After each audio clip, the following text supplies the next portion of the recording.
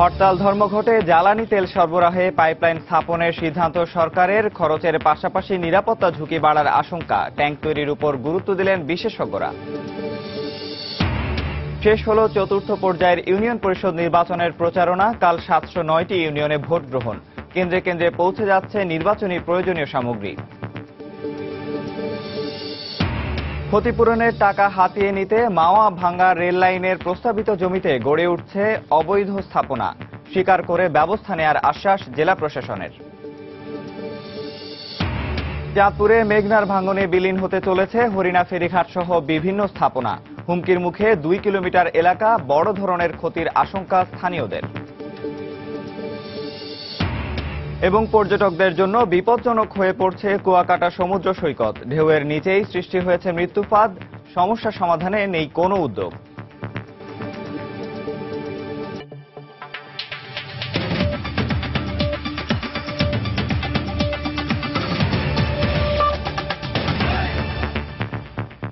সময় সংবাদের সঙ্গে আছি আমি নিয়ামতুল্লাহ বাবু।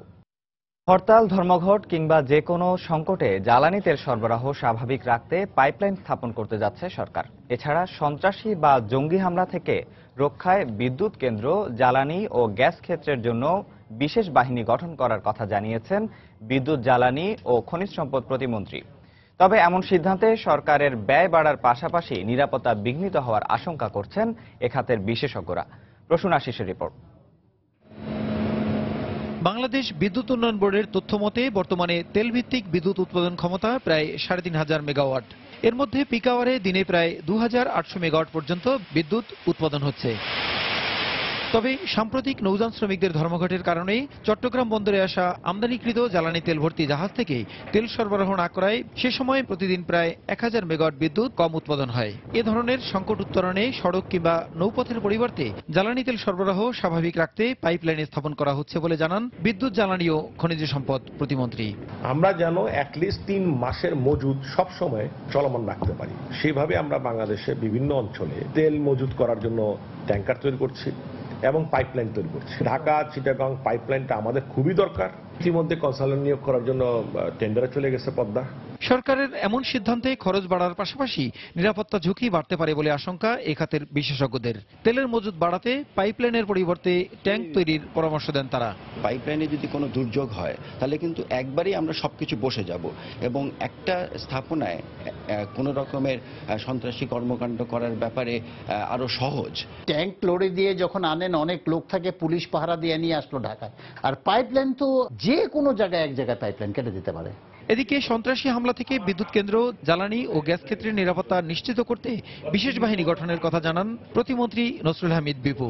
ভেরি সেনসিটিভ স্ট্রাকচার এগুলোর জন্য স্পেশালাইজ সিকিউরিটি দরকার, যার কারণে আমাদের যে ইনস্টলেশনগুলো আছে তার জন্য একটা বিশেষ বাহিনী নিজেদের একটা তৈরি করা যায় কিনা সেটা এখন চিন্তা পর্যায়ে আছে। এ ধরনের স্থাপনার নিরাপত্তায় প্রয়োজনে সেনাবাহিনীকে কাজে লাগানোর পরামর্শ দিয়েছেন বিশেষজ্ঞরা। এই সৈন্যবাহিনীর কাজ তো এই নিরাপত্তার জন্যই। সরকার সৈন্যবাহিনীকে সেখানে কাজে লাগাতে পারে। এইটা করে আমরা কি আরো যারা এটা অ্যাটাক করবে তাদেরকে অ্যাট্রাক্ট করছি নাকি সেটাও আমাদের চিন্তা করা উচিত। এইসব প্রোটেকশনগুলো ব্যয়বহুল এবং এটার ব্যয় আস্তে আস্তে দেশে বেড়ে যাবে। তা আমরা কি দেশে আস্তে আস্তে একটা পুলিশ কিংবা মিলিটারি স্টেট হয়ে যাচ্ছি নাকি সেটার ব্যাপারে আমাদের কিন্তু চিন্তা করা দরকার। গ্যাস, বিদ্যুৎ ও জ্বালানি সংকট ঠেকানো কিংবা এ খাতে বিশেষ নিরাপত্তার অজুহাতে এই ধরনের বড় প্রকল্প সরকারের অন্যান্য কার্যক্রমের উপর নেতিবাচক প্রভাব ফেলবে বলেও অভিমত বিশেষজ্ঞদের। প্রসূন আশিস, সময় সংবাদ, ঢাকা। চতুর্থ দফা ইউনিয়ন পরিষদ নির্বাচনের ভোট গ্রহণ কাল। এ দফায় 709টি ইউনিয়নে ভোট হবে।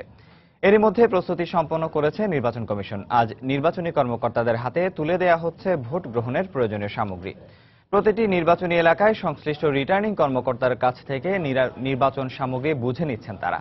সন্ধ্যার মধ্যে কেন্দ্রে কেন্দ্রে পৌঁছে যাবে ব্যালট পেপার ও ব্যালট বাক্স সহ নির্বাচনী সামগ্রী। এরপর প্রিজাইডিং অফিসার, সহকারী প্রিজাইডিং অফিসার, পোলিং অফিসার ও নিরাপত্তা কর্মীরা তাদের দায়িত্ব বুঝে নেবেন। নির্বাচনকে কেন্দ্র করে ভোট কেন্দ্রগুলোতে নিরাপত্তা ব্যবস্থা জোরদার করা হয়েছে। এর আগে গত 22 মার্চ প্রথম ধাপে 712টি, 31 মার্চ দ্বিতীয় ধাপে 639টি ও তৃতীয় ধাপে 620টি ইউনিয়ন পরিষদে নির্বাচন অনুষ্ঠিত হয়।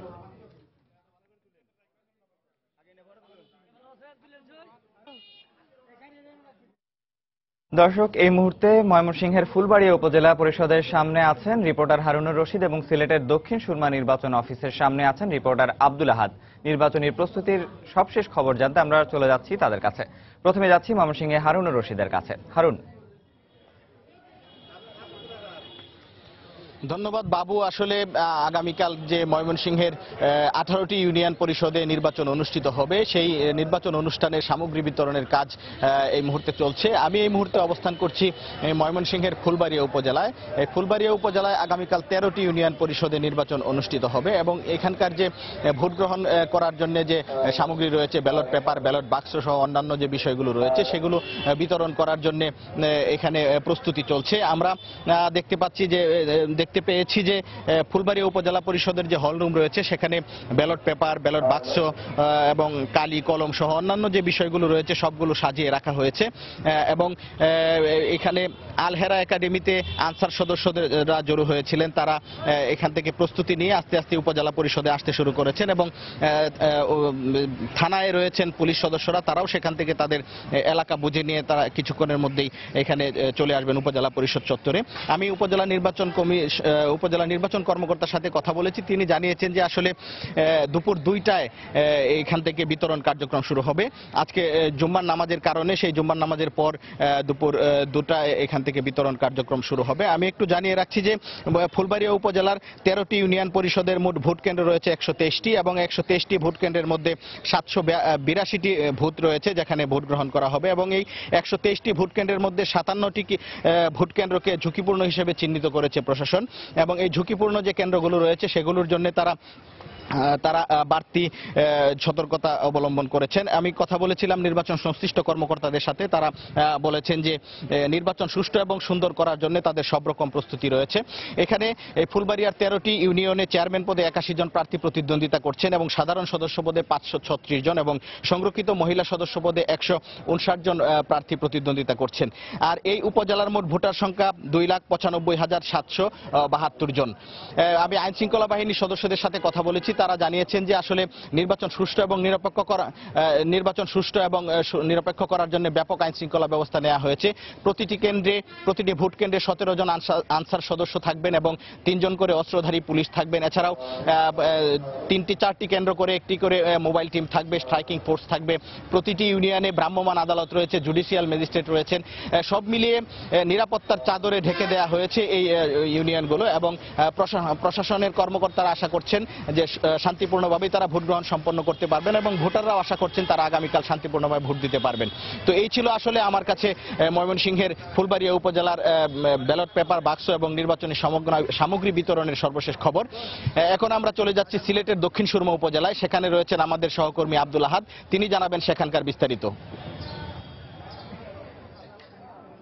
হারুন, আপনাকে ধন্যবাদ। আসলে এই চতুর্থ দফা নির্বাচনে সিলেটের 3টি উপজেলা নির্বাচন অনুষ্ঠিত হবে। এই উপজেলাগুলো হলো সিলেটের বিশ্বনাথ উপজেলা, গোলাপগঞ্জ উপজেলা এবং সিলেটের দক্ষিণ সুরমা উপজেলা। তো আমি এখন আছি সিলেটের দক্ষিণ সুরমা উপজেলায়। আপনারা যেমনটি দেখতে পাচ্ছেন যে এই উপজেলায় মোট 10টি ইউনিয়ন রয়েছে, কিন্তু আগামীকাল 7টি ইউনিয়নে নির্বাচন অনুষ্ঠিত হবে এবং এই নির্বাচনকে সুষ্ঠুভাবে সম্পন্ন করার লক্ষ্যে আজ সকাল থেকে নির্বাচনী যে সামগ্রীগুলো রয়েছে, ব্যালট পেপার, ব্যালট বাক্স, সবগুলো আসলে কেন্দ্রে কেন্দ্রে পৌঁছে দেওয়ার কাজ শুরু হয়ে গেছে। ইতোমধ্যে ব্যালট পেপারগুলো গুছিয়ে নেওয়া হয়েছে এবং আলাদা আলাদা বস্তাবন্দি করা হয়েছে এবং প্রত্যেকটি কেন্দ্রের জন্য আলাদা যানবাহনও আসলে প্রস্তুত করা হয়েছে এবং নির্বাচনের দায়িত্বে যারা আছেন আইন শৃঙ্খলা বাহিনীর সদস্য এবং আনসার সদস্য এবং আনসার ভিডিপি সদস্য যারা প্রত্যেকেই আসলে এখানে দাঁড়িয়ে আছেন। হয়তো আর কিছুক্ষণের মধ্যে আমাকে এখানকার নির্বাচন সংশ্লিষ্ট যারা রয়েছেন তারা বলেছেন যে হয়তো আর আধা ঘন্টার ভিতরে তারা এগুলো কেন্দ্রে কেন্দ্রে পৌঁছে দেওয়ার কাজ শুরু করে দিবেন। তো আমি এই উপজেলার বিষয়ে একটু বলে রাখি যে 7টি ইউনিয়নে চেয়ারম্যান পদে প্রতিদ্বন্দ্বিতা করছেন 37 জন চেয়ারম্যান এবং সাধারণ সদস্য পদে 268 জন এবং সংরক্ষিত মহিলা সদস্য পদে 52 জন প্রার্থী প্রতিদ্বন্দ্বিতা করছেন। এই দক্ষিণ সুরমা উপজেলায় ভোটার হলো 1,25,071 জন এবং এদের মধ্যে 62,033 জন পুরুষ এবং 63,068 জন মহিলা রয়েছেন।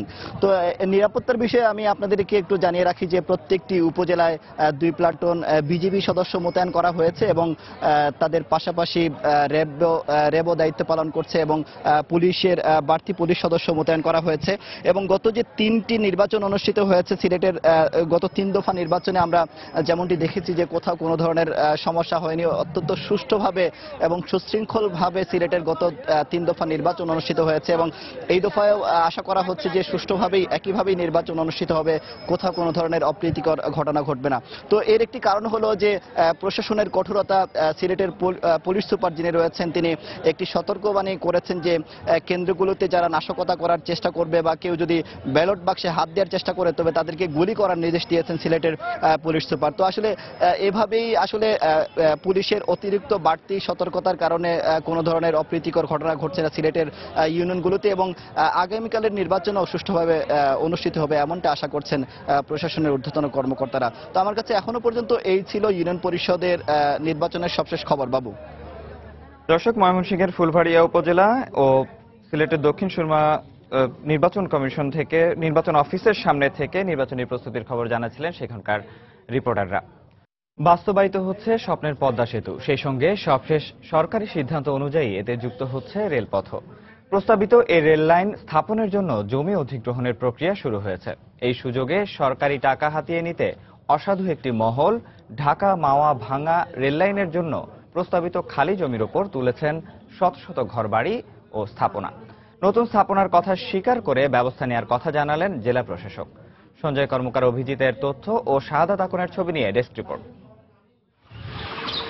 মাদারীপুরের শিবচরের 6টি ইউনিয়নের উপর দিয়ে প্রস্তাবিত পদ্মা সেতুর ঢাকা মাওয়া ভাঙ্গা রেললাইন হতে যাচ্ছে। আর এই বিষয়টিকে কাজে লাগিয়ে রেললাইনের খালি জমির ওপর গাছপালা রোপণ ও নতুন ঘরবাড়ি তুলে সরকারের কাছে অতিরিক্ত টাকা আদায় করার পায়তারা শুরু করেছেন স্থানীয়রা। অনেকেই আবার দালালদের মাধ্যমে ঘুষ দিয়ে নিজেদের নাম ক্ষতিগ্রস্তদের খাতায় লিখিয়ে নিয়েছেন। সরেজমিনে দেখা গেছে এক একটি পরিবার 8 থেকে 10টি বসতঘর তুলেছেন, অথচ এসব বসতঘরে থাকেন না কেউ। অধিকাংশ ঘর তালাবদ্ধ। পুকুরের মধ্যে মৎস্য খামারের সাইনবোর্ড থাকলেও পুকুরে নেই কোনো মাছ।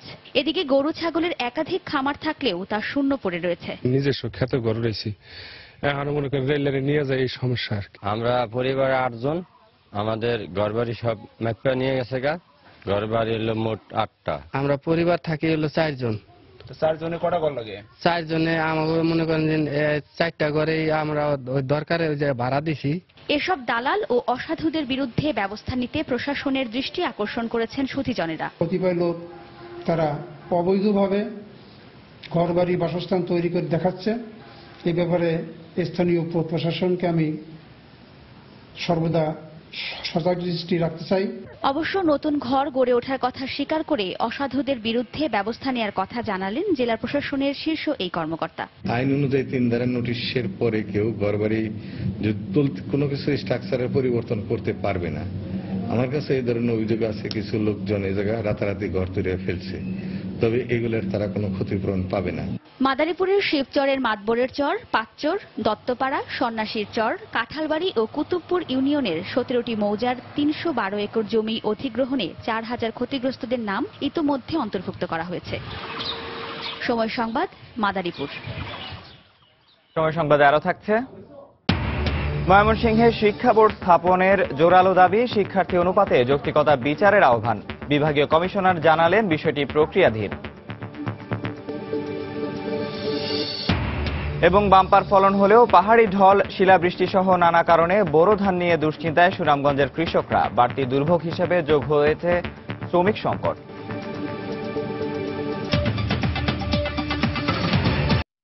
চাঁদপুরের মেঘনার ভাঙনে নদীগর্ভে বিলীন হতে চলেছে হরিণা ফেরিঘাট সহ গুরুত্বপূর্ণ বিভিন্ন স্থাপনা। স্থানীয়দের দাবি, এখনই ব্যবস্থা নেওয়া না হলে বড় ধরনের ক্ষতির মধ্যে পড়বেন তারা। ভাঙন রোধে ব্যবস্থা নেওয়ার কথা জানিয়েছে পানি উন্নয়ন বোর্ড। ফারুক আহমেদের তথ্য ও ছবি নিয়ে ডেস্ক রিপোর্ট। বর্ষা মৌসুমের আগেই মেঘনার ভাঙনের মুখে পড়েছে চাঁদপুর শরীয়তপুর রুটের হরিণা ফেরিঘাট সহ গুরুত্বপূর্ণ বেশ কিছু স্থাপনা। তীব্র স্রোত ও ঢেউয়ের আঘাতে নদীগর্ভে বিলীন হতে চলেছে অন্তত 2 কিলোমিটার এলাকা। এরই মধ্যে ফেরিঘাটের পন্টুনের গ্যাংওয়ে, উত্তরের মাছের আড়ত এবং দক্ষিণের বিস্তীর্ণ এলাকা নদীগর্ভে বিলীন হয়ে গেছে। ভাঙন থেকে রক্ষায় বাঁশ ও বালুর বস্তার বাঁধ দেয়া হয়েছে। এ অবস্থায় ঘরবাড়ি ও ফসলি জমি হারানোর আশঙ্কা করছেন স্থানীয়রা। আমাদের 18-20টা আড়ত চলে গেছে নদী ভাঙন রোধে। তা আমাদের এখন বাইনা যে কয়টা আড়ত আছে আমরা এখন কি করব? আমাদের এই এলাকা সবই ভাঙিয়ে নিয়ে গেছে, এখন আমাদের আর করার কিছু নেই। নদী ভাঙ্গাটা যদি আমরা রক্ষা করতে পারে তো আমরা একটা আশ্রয় পাবো। মেঘনার ভাঙ্গনে হরিণা ফেরিঘাটের উভয় পাশে মারাত্মক অবস্থা ধারণ করছে। প্রতি জলভিত্তিতে যদি ভাঙন রোধ করা না হয় তাহলে অচিরে ফেরিঘাটটা বিলীন হয়ে যাবে। তবে ভাঙন রোধে দ্রুত ব্যবস্থা নেওয়ার কথা জানিয়েছে পানি উন্নয়ন বোর্ড। হামচর এলাকার কিছু অংশের 119 কোটি টাকা ব্যয় সম্মিলিত একটি ডিপিপি বর্তমানে টেকনিকের প্রক্রিয়াধীন আছে। আশা করি অচিরেই এই প্রকল্পটি বাস্তবায়ন হলে অত্র এলাকার জনগণের দুঃখ দুর্দশা লাঘব হবে। গত 5 বছরে অন্তত 3 বার ভাঙনের শিকার হয়েছে চাঁদপুরের হরিণা ফেরিঘাট সহ আশপাশের বিস্তীর্ণ এলাকা। সময় সংবাদ, চাঁদপুর। চতুর্থ দফা ইউনিয়ন পরিষদ নির্বাচনের ভোট গ্রহণ কাল। সকাল থেকেই নির্বাচনী কর্মকর্তাদের হাতে তুলে দেয়া হচ্ছে ভোট গ্রহণের প্রয়োজনীয় সামগ্রী। এই মুহূর্তে রংপুরের কাউনিয়া উপজেলার নির্বাচন কর্মকর্তার কার্যালয়ের সামনে আছেন রিপোর্টার মানিক সরকার। সরাসরি চলে যাচ্ছি তার কাছে। মানিক, বাবু, আপনি জানেন যে তৃতীয় দফার যে বিগত দিনে তৃতীয় দফার যে নির্বাচন রংপুরে অনুষ্ঠিত হয়েছে, রংপুরে মোট 76টি ইউনিয়নের মধ্যে তৃতীয় দফায় 19টি ইউনিয়ন পরিষদের নির্বাচন সম্পন্ন হয়েছে। আগামীকাল 57টি ইউনিয়নের মধ্যে আগামীকাল রংপুরের মোট কাউনিয়া, পীরগাছা এবং মিঠাপুকুরের মোট 24টি ইউনিয়ন পরিষদের নির্বাচন অনুষ্ঠিত হবে। তো আরেকটা বিষয় বলি যে আজকে আপনি জানেন যে মূলত শুক্রবার নামাজের দিন, আর এ কারণে প্রিজাইডিং কর্মকর্তারা আসতে খানিকটা দেরি করছেন। আমি রংপুরে রিটার্নিং কর্মকর্তা যিনি আছেন, নির্বাচন কর্মকর্তা, তার সাথে কথা বলেছি। তিনি আমাদের জানিয়েছেন যে বেলা 12টা থেকে 2টার মধ্যেই হয়তো নির্বাচন সামগ্রী সব প্রিজাইডিং কর্মকর্তাদের হাতে তুলে দিবেন। তো এছাড়াও দেখেছি আমি সকালে রংপুরের পীরগাছা এবং কাউনিয়া উপজেলার বিভিন্ন এলাকা ঘুরে দেখেছি যে গত নির্বাচনের সময় যে সুষ্ঠু এবং শান্তিপূর্ণভাবে যেভাবে নির্বাচন রংপুরে অনুষ্ঠিত হয়েছে, ঠিক একই কায়দায় সুষ্ঠু ও শান্তিপূর্ণভাবে নির্বাচন অনুষ্ঠানের জন্য প্রচুর সংখ্যক বিজেপি, পুলিশ এবং র্যাব নিয়মিত এখানে টহল দিচ্ছেন। তারা আমাদের জানিয়েছেন নির্বাচনকে সুষ্ঠু এবং শান্তিপূর্ণ করতে যে ধরনের প্রস্তুতি তাদের নেওয়া দরকার সব ধরনের প্রস্তুতি তারা সম্পন্ন করেছে। আর কাউনিয়া মূলত একটি গরিব বা দরিদ্র অধ্যুষিত এলাকা। এখানকার ভোটারদের মাঝে আমরা দেখেছি যে একটা উৎসবমুখর পরিবেশ বিরাজ করছে। একই চিত্র দেখা গেছে রংপুরের পীরগাছা, মিঠাপুকুরে। আপনি মিঠাপুকুরের সবচেয়ে বৃহৎ একটি উপজেলা, এখানকার 17টি ইউনিয়নের মধ্যে 60টি ইউনিয়ন পরিষদের নির্বাচন সম্পন্ন হয়েছে। আগামীকাল সেখানে 10টি ইউনিয়নে নির্বাচন অনুষ্ঠিত হবে। আর আমি যেখানে দাঁড়িয়ে আছি রংপুরের কাউনিয়া উপজেলা, এখানে 6টি এবং পীরগাছা নামে অপর একটি উপজেলা রয়েছে, সেখানে 8টি ইউনিয়নে। সব মিলে আগামীকাল 24টি ইউনিয়ন পরিষদের নির্বাচন অনুষ্ঠিত হবে এবং নির্বাচন সম্পন্নের যাবতীয় প্রস্তুতি জেলা এবং উপজেলা প্রশাসন সম্পন্ন করেছেন বলে আমাদের জানিয়েছেন। তো এই ছিল সজল আমার কাছে সবশেষ রংপুরের নির্বাচনী সংবাদ। দর্শক, রংপুরের কাউনিয়া উপজেলা থেকে নির্বাচন প্রস্তুতির খবর জানাচ্ছিলেন রিপোর্টার মানিক সরকার। চলে যাচ্ছি পরের সংবাদে। ময়মনসিংহে একটি শিক্ষা বোর্ড স্থাপনের দাবি ক্রমেই জোরালো হচ্ছে। দেশের অন্তত 4টি শিক্ষা বোর্ডের চেয়ে বৃহত্তর ময়মনসিংহে শিক্ষার্থী বেশি থাকায় বোর্ড স্থাপন যৌক্তিক বলে মনে করেন এই অঞ্চলের মানুষ। নবগঠিত ময়মনসিংহ বিভাগের কমিশনার জানিয়েছেন শিক্ষা বোর্ড স্থাপনের বিষয়টি প্রক্রিয়াধীন। হোসেন আলীর তোলা ছবি নিয়ে হারুনুর রশিদের রিপোর্ট। এবছর অনুষ্ঠিত এসএসসি পরীক্ষায় চট্টগ্রাম শিক্ষা বোর্ডে পরীক্ষার্থীর সংখ্যা 1 লাখ, বরিশাল বোর্ডে 71,000, সিলেট বোর্ডে 74,000 এবং যশোর বোর্ডে 1,31,000। আর বৃহত্তর ময়মনসিংহে এ সংখ্যা 1,32,500। এছাড়া গত জেএসসি পরীক্ষায় 4টি শিক্ষা বোর্ডের চেয়ে বেশি পরীক্ষার্থী ছিল এই অঞ্চলে। শিক্ষার্থী ও শিক্ষা প্রতিষ্ঠানের আধিক্যের কারণে জোরালো হয়ে উঠেছে ময়মনসিংহে শিক্ষা বোর্ড স্থাপনের দাবি। কোনো ভুল ত্রুটি হয়ে থাকে প্রবেশপত্র কিংবা অন্য কিছুতে, তাহলে ঢাকা আমরা দিন গিয়ে কাজটা করতে পারি না। ঢাকাতে যাই তখন আমাদের ডেলি আপ ডাউনের সমস্যাটা তো অবশ্যই হয়। আর জেমে পড়তে হয়। ময়মনসিংহ সরকারি বোর্ড হয়, শিক্ষা বোর্ড হয়, আমাদের সময় বাঁচছে, আমাদের পাঠদানের সমস্যা হয় না। শিক্ষা বোর্ড হলে এ অঞ্চলের শিক্ষক ও শিক্ষার্থীরা যেমন উপকৃত হবেন, তেমনি রাজধানী ঢাকার উপরও চাপ কমবে বলে মনে করেন শিক্ষা বোর্ড বাস্তবায়ন কমিটির নেতারা। ময়মনসিংহের শিক্ষা বোর্ডের যে পরীক্ষার্থী আছে এটি হচ্ছে 42%। এই পরিসংখ্যান প্রমাণ করে যে বৃহত্তর ময়মনসিংহবাসীর যে প্রাণের দাবি ময়মনসিংহ শিক্ষা বোর্ড, এটি বাস্তবায়ন করা খুবই জরুরি। নবগঠিত ময়মনসিংহ বিভাগের কমিশনার জানান, ময়মনসিংহে শিক্ষা বোর্ড স্থাপনের প্রক্রিয়া শুরু হয়েছে। এত বিপুল সংখ্যক ছাত্রছাত্রী এখানে পরীক্ষা দেয়, তাদের সুবিধার বিষয়টি বিবেচনা করে আমরা মন্ত্রণালয়কে অনুরোধ করেছি যত তাড়াতাড়ি সম্ভব এখানে শিক্ষা বোর্ড স্থাপন করা যায়। বৃহত্তর ময়মনসিংহের শেরপুর, জামালপুর, নেত্রকোনা, কিশোরগঞ্জ, টাঙ্গাইল ও ময়মনসিংহ জেলায় কলেজ, মাধ্যমিক ও নিম্ন মাধ্যমিক পর্যায়ের প্রায় 2800 শিক্ষা প্রতিষ্ঠান রয়েছে। হারুনুর রশিদ, সময় সংবাদ, ময়মনসিংহ। সময় সংবাদে আরো থাকছে, রাজধানীতে বর্ণাঢ্য আয়োজনে ফান রান ম্যারাথন প্রতিযোগিতা, মাসব্যাপী স্বাস্থ্য সচেতনতা কার্যক্রমে অংশ নিল অন্তত 100 দৌড়বিদ। একই সৈকতে সূর্যোদয় ও সূর্যাস্ত দেখার সুযোগ আছে শুধু কুয়াকাটাতেই। তবে সূর্যোদয় ও সূর্যাস্ত দেখার মুহূর্তগুলো পর্যটকদের কাছে এখন আর সুন্দর হয়ে ধরা দেয় না, কারণ সৈকতে বিপজ্জনকভাবে পড়ে থাকা গাছের গুঁড়ি ও ভাঙা দেয়ালের বড় বড় অংশ প্রতিনিয়ত পর্যটকদের মৃত্যু ঝুঁকি বাড়াচ্ছে। স্থানীয় জনপ্রতিনিধিরা বলছেন, সরকারি বরাদ্দ না থাকায় সমস্যার সমাধান করা যাচ্ছে না। মনির হোসেন বাদলকে সঙ্গে নিয়ে কুয়াকাটা ঘুরে এসে মাহমুদ রাকিবের রিপোর্ট, ছবি তুলেছেন খলিলুর রহমান। আকাশের সাথে এখানে মিতালিতে মাতে জলের বিপুল রাশি। এ প্রবল স্রোত যেন ভাসিয়ে নিতে চায় সবকিছু। সমুদ্রের এমন উত্তাল ঢেউ নাচিয়ে তোলে ভ্রমণ পিপাসু মন।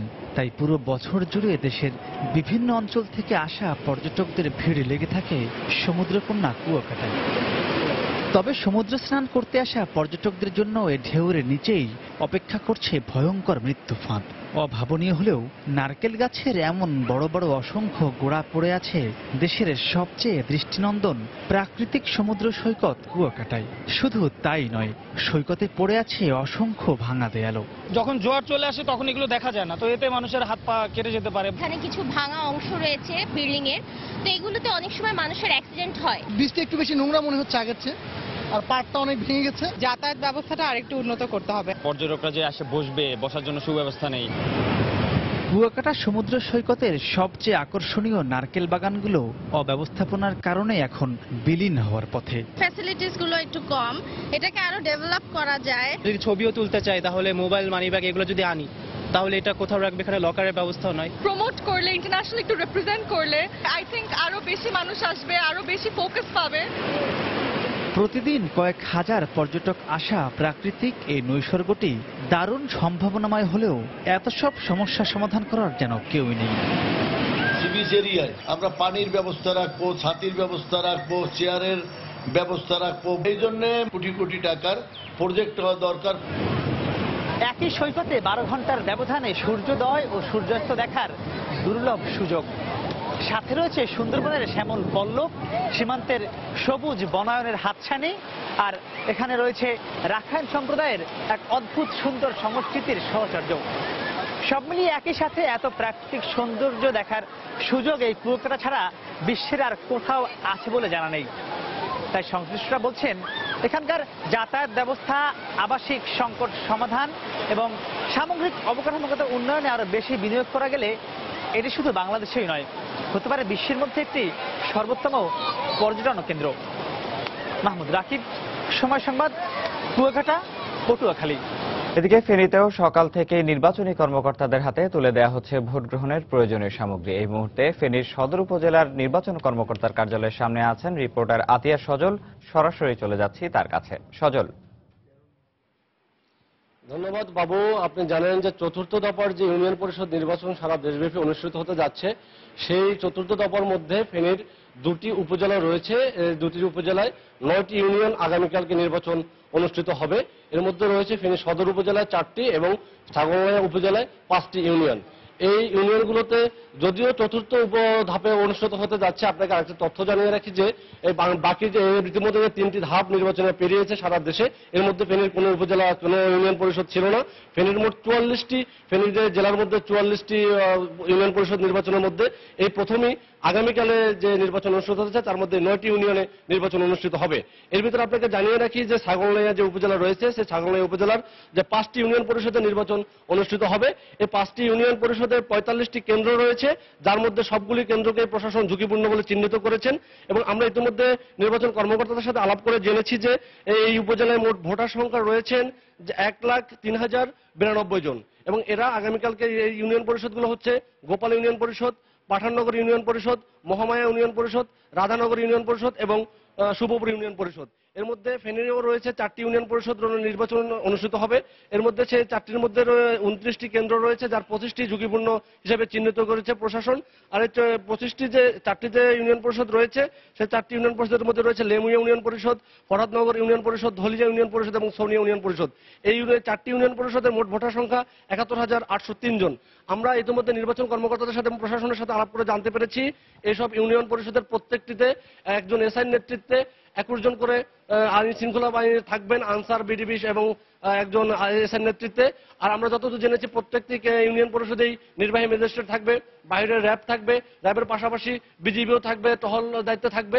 আমরা যতদূর জেনেছি যে জুমা বাদ জুমা যে সমস্ত প্রস্তুতি সম্পন্ন রয়েছে নির্বাচন কর্মকর্তাদের, তারা বাদ জুমায় সমস্ত যে স্ব রিটার্নিং অফিসারদের কাছে তাদের যে নির্বাচনী যে সরঞ্জাম রয়েছে পৌঁছে দিবেন।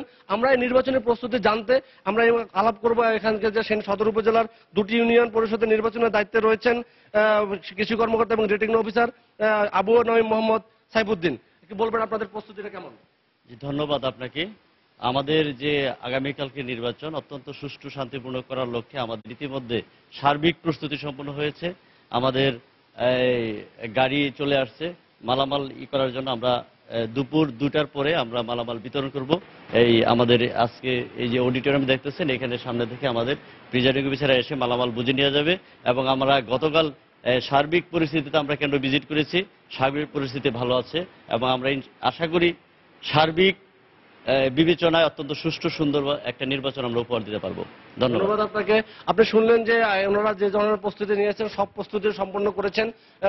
বিকেলে স্ব কেন্দ্রে তারা পৌঁছে দিবেন এই যে নির্বাচনী যে সরঞ্জাম রয়েছে।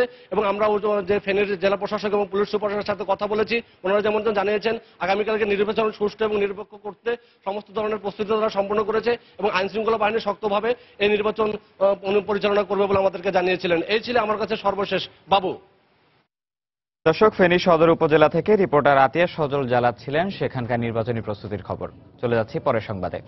সুনামগঞ্জ জেলার অধিকাংশ মানুষের পুরো বছরের পরিকল্পনা নির্ভর করে বোরো মৌসুমের ফলনের উপর। আর চলতি মৌসুমে ধানের বাম্পার ফলন হওয়ায় আশায় বুক বেঁধেছিলেন এই অঞ্চলের কৃষক। কিন্তু পাহাড়ি ঢল, শিলাবৃষ্টি, জলাবদ্ধতা ও শ্রমিক সংকটের কারণে কৃষকদের স্বপ্ন পরিণত হয়েছে দুঃস্বপ্নে। হিমাদ্রি শেখর ভদ্রের পাঠানো তথ্য ও ছবি নিয়ে ডেস্ক রিপোর্ট। দিগন্ত জোড়া হাওরে দোল খাচ্ছে সোনালী পাকা ধান। কিছুদিন আগেও এই ফসল সুনামগঞ্জের হাওড়া অঞ্চলের কৃষকদের স্বপ্ন দেখাচ্ছিল নিশ্চিত একটি বছরের, কিন্তু এখন সেই স্বপ্নই পরিণত হয়েছে দুঃস্বপ্নে। পাহাড়ি ঢলে প্রতিনিয়ত বাড়ছে হাওরে পানির চাপ। শিলাবৃষ্টি আর জলাবদ্ধতার কারণে তা আরো ভয়াবহ রূপ নিয়েছে।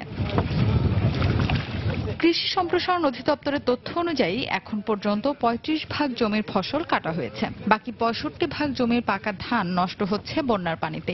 এবছর অতিবৃষ্টির কারণে ছোট বড় 10টি হাওরের প্রায় 11,000 হেক্টর জমির ফসল ক্ষতিগ্রস্ত হয়েছে। লেবাররা কাজে আসতে চায় না, ধান কাটতে পারে না পানির জন্য। অনেকে ধান কাটতে পারে না, কাটলেও আবার শুকাইতে পারে না। শুকাইতে গেলে রোদ নেই। 26 কেয়ার জমির মধ্যে আমার এই পর্যন্ত জলবদ্ধতা এবং বৃষ্টির পানিতে 19 কেয়ার তোলা গেছে, এক মুঠো ধান কাটতে পারেনি। আর ধান কাটার জন্য চরম শ্রমিক সংকট দেখা দেয় কৃষকেরা বেশি বিপাকে পড়েছেন বলে জানালেন কৃষি বিভাগের এই কর্মকর্তা। প্রতিদিনে একজন শ্রমিকের মজুরি 700 থেকে 1000 টাকা পর্যন্ত উঠছে যার ফলে কৃষকগণ উৎসাহ হারিয়ে ফেলছে। বন্যা পরিস্থিতির আরও অবনতি হতে পারে জানিয়ে ফসলি জমির পাকা ধান দ্রুত কাটার জন্য কৃষকদের পরামর্শ দিলেন পানি উন্নয়ন বোর্ডের কর্মকর্তা। বরাক এবং মেঘালয় এলাকা এবং সিলেট অঞ্চলে পানির চাপ যখন আমাদের এদিকে আসবে তখন আমরা হয়তো এখনো যে দখল ছুঁয়ে যাচ্ছি সেই দখল ছুঁইতে পারবো না। চলতি বোরো মৌসুমে সুনামগঞ্জের 2,21,000 হেক্টর জমিতে ধান আবাদ করা হয়েছে বলে জানিয়েছে কৃষি সম্প্রসারণ অধিদপ্তর। সময় সংবাদ, সুনামগঞ্জ। দেশের বাইরের খবর। প্রায় 40 বছরের মধ্যে প্রথমবারের মতো উত্তর কোরিয়ার ক্ষমতাসীন দল ওয়ার্কার্স পার্টির জাতীয় কংগ্রেস অনুষ্ঠিত হচ্ছে আজ। রাজধানী পিয়ংইয়ংয়ে সকালেই শুরু হয় দলটির 7ম সম্মেলনের আনুষ্ঠানিকতা। সম্মেলনে দলীয় প্রধান কিম জং উন উত্তর কোরিয়াকে পরমাণু ক্ষমতাধর রাষ্ট্র হিসেবে ঘোষণা দিতে পারেন বলে জানায় গণমাধ্যম। এর পাশাপাশি দেশের অর্থনৈতিক উন্নয়নে বিশেষ নীতিমালা প্রকাশেরও কথা রয়েছে। বিরল এই সম্মেলন উপলক্ষে টানা 70 দিন ধরে প্রস্তুতি নিয়ে আসছে পিয়ংইয়ংবাসী। দেশ জুড়ে নিশ্ছিদ্র নিরাপত্তা ব্যবস্থা নিশ্চিত করতে একযোগে কাজ করছে নিরাপত্তা বিভাগ ও জননিরাপত্তা মন্ত্রণালয়। জনবহুল এলাকাগুলোয় তল্লাশি চৌকি বসানোর পাশাপাশি কয়েকদিন ধরে বিয়ে, জন্মদিন, শেষকৃত্য সহ সব ধরনের উৎসব উদযাপন নিষিদ্ধ করা হয়েছে। এর আগে কিম জং উনের জন্মেরও আগে 1980 সালে ওয়ার্কার্স পার্টির 6ষ্ঠ সম্মেলন হয়। খেলার খবর। বর্ণাঢ্য আয়োজনে হয়ে গেল ফান রান ম্যারাথন প্রতিযোগিতা। রাজধানীর মানিক মে অ্যাভিনিউয়ে ব্যতিক্রমী এই দৌড় প্রতিযোগিতার আয়োজন করে জিডি অ্যাসিস্ট এবং Malaysia health care travel council. মাসব্যাপী স্বাস্থ্য সচেতনতা বাড়াতে প্রতিষ্ঠানটির এই কার্যক্রমে অংশ নেন প্রায় 100 দৌড়বিদ। কাকডাকা ভোর শেষে বৈশাখী রোদের ঝিকঝিক আলো। চিরচেনা ব্যস্ত নগরী ছুটির দিনে খেয়ালি অবসরে। নেই কোলাহল, নেই যান্ত্রিকতার চাপ।